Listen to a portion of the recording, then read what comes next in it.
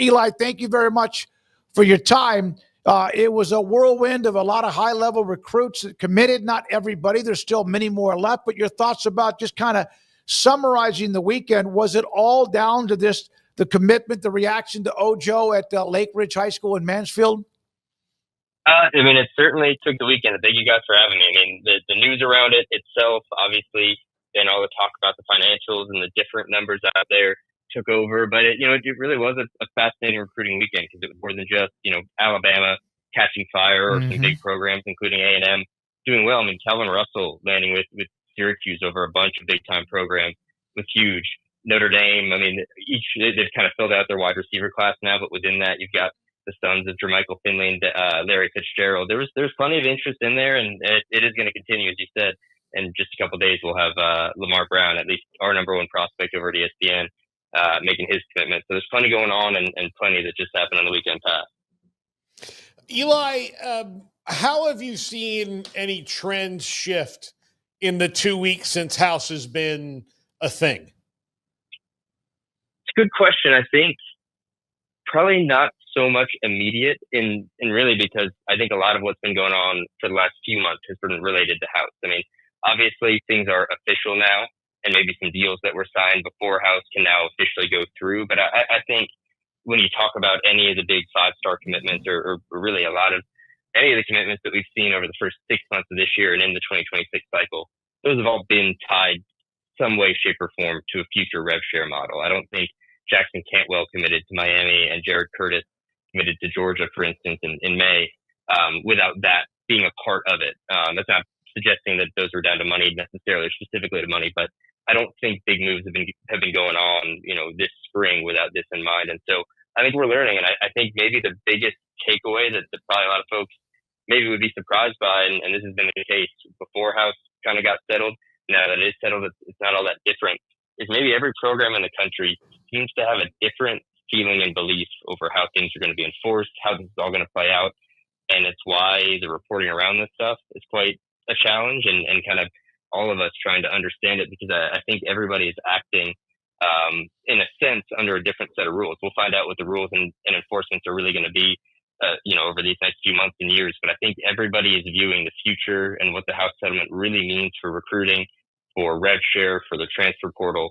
They're operating under different understandings of what the future might look like, and that's making things fairly interesting. You kind of touched on it there at the top, but what are people around the industry or maybe other coaches you talk to? What's kind of the buzz and the talk about Texas Tech that you hear these days?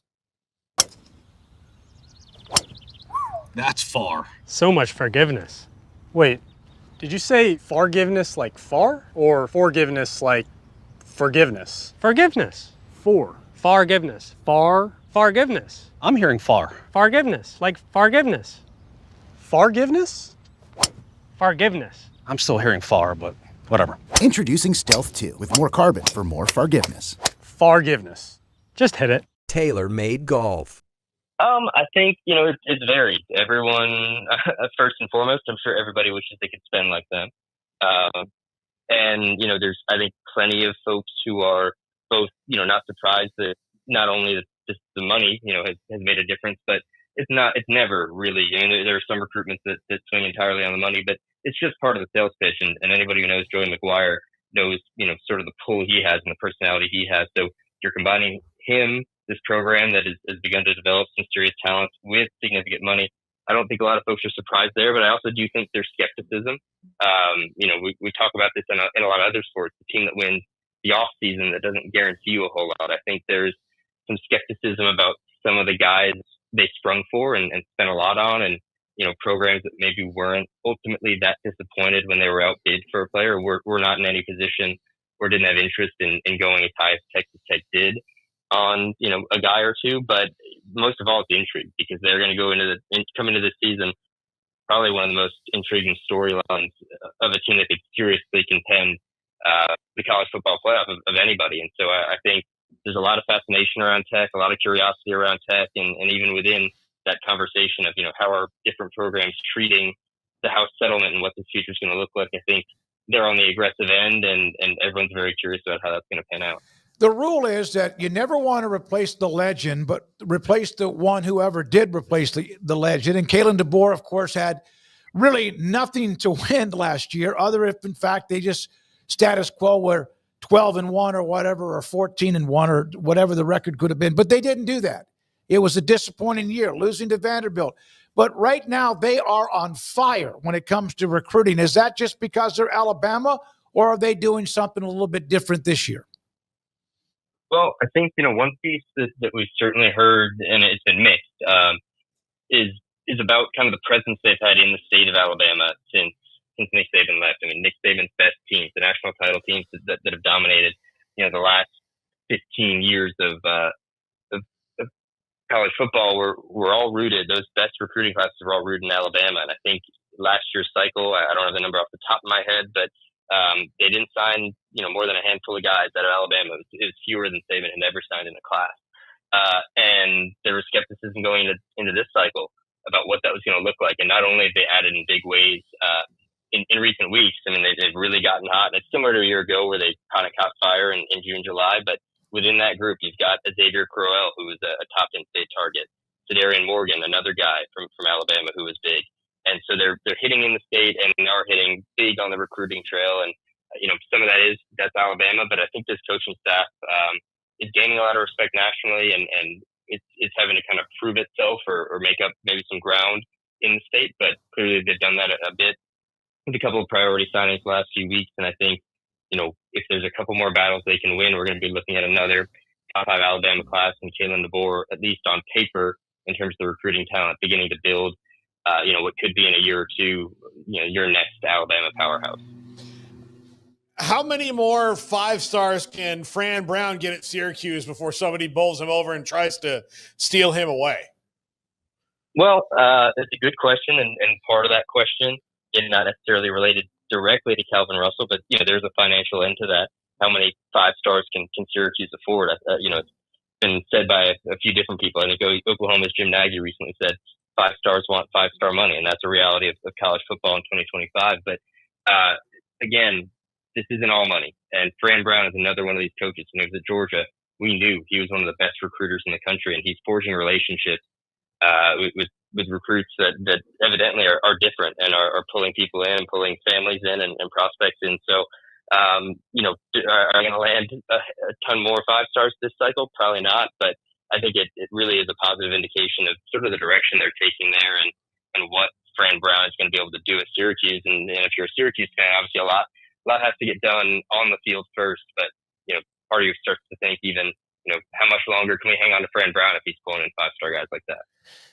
What is in the water in South Bend where so many former NFL players want to see their sons playing for Marcus Freeman and the Fighting Irish?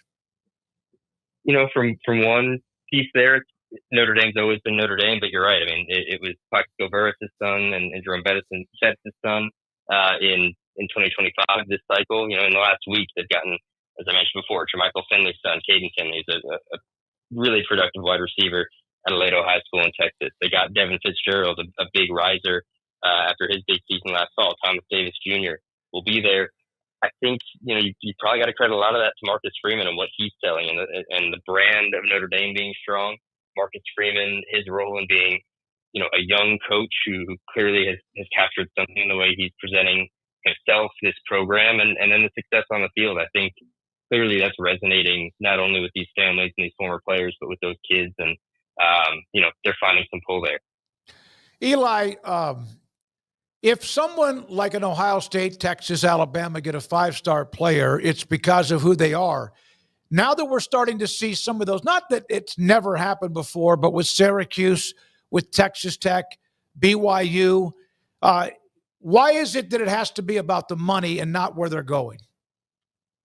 It's a very fair point, and in fact, like I know I've contributed to that this past week in reporting, Felix Ojo's contract that he signed to go to Texas Tech. Is a fair point, and I think the way I'd turn it around only is in sort of spinning it in the college football sense of we expanded the playoff, or I say college football. We've griped for years, expanded playoffs. We want more parity. We want teams to have a chance. We don't just want it to be the same 3 teams every year.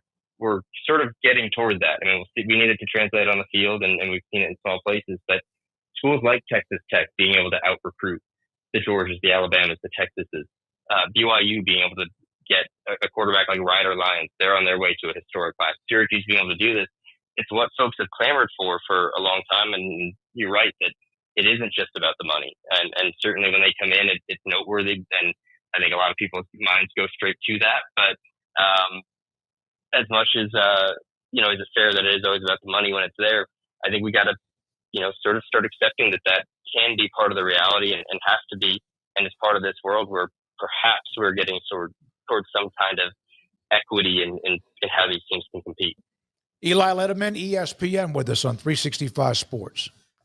What do you think is there a difference between Texas A&M recruiting the way that they are now and what Jimbo Fisher did or what Kevin Sumlin did and Mike Elko now?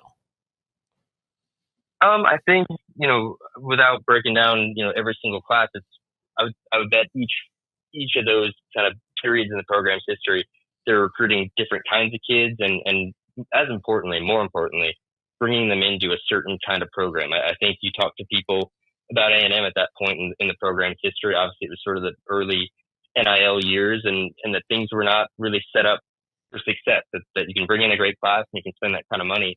But if you're not then platforming that and having a strong foundation for them to come into, it's going to go kind of like it did. And so I think with Mike Elko, you've got a coach certainly on the defensive side who is selling a particular brand of football and clearly, he's an engaging guy and they found success there. And again, you talk to people now in College Station and there's a feeling that they're a bit more on track, that it's one thing to land a class, but when you bring them in and you've got those foundations in place, you're in position to potentially succeed. And so I think A&M has always recruited well. They've always had the resources to recruit well. And I think that's been consistent across, each of those coaching eras. But perhaps the difference, at least comparing maybe the end of the Jimbo Fisher era to this one with Mike Elko, which we'll see how it plays out, is one that's going to be a matter of, them being set up, not just in recruiting, but in what they've got when they get those guys on campus. Got one more recruiting question, and then also get to Joe Castiglione in Oklahoma.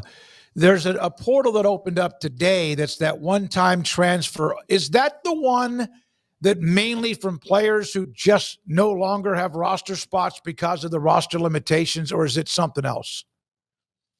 That's largely it. It's I think I wouldn't maybe call it the loophole transfer portal window, but it is.